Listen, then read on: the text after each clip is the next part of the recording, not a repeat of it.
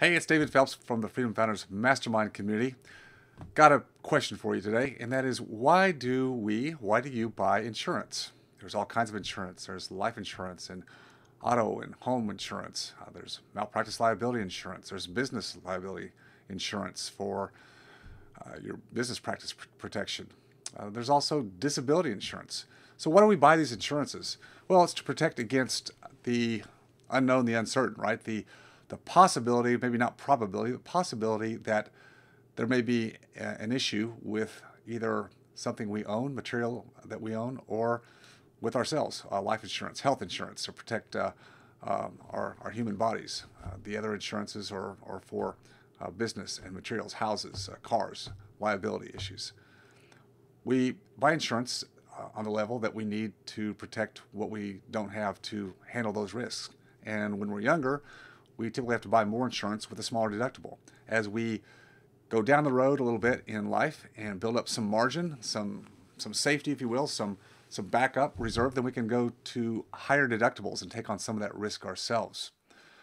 But what about disability insurance? Why do we buy disability insurance? Well, disability is obviously protects us as the worker bee, the technician, the one in the business or the practice who is producing most of the work.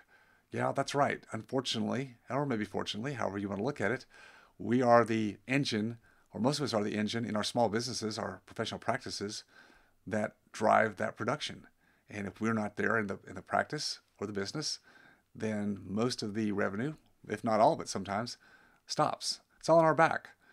And it's okay to be there for a while, but you don't want to be there for long term. That is, you don't want your business dependent upon you.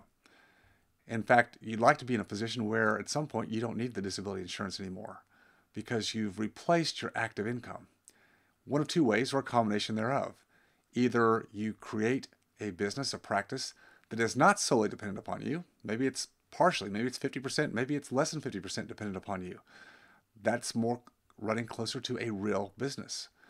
Also, you can create wealth and cash flow outside the practice, outside the business. Typically, my recommendation, my bias is towards real estate because it worked perfectly well for me and gave me that plan B exit. So that today I don't need any disability insurance at all because my current business and investments don't require me to be there to make the money come in. I've got a real business and I have a lot of passive cash flow that comes from my real estate investments that I built up over the years. You want to be at the same place at some point in your life, and you need to drive that direction intentionally. You need to be focused on what that looks like, both in your practice and outside the practice with other assets. So think about that. Think about your disability insurance and why you have it. It is important until you get to that point where you don't need as much, or maybe you don't need it at all. That should be your focus point because then you have true freedom. The day you can get rid of the disability insurance, you're free. Hopefully not dead, right? Okay. This has been David Phelps, another one of my tips for today.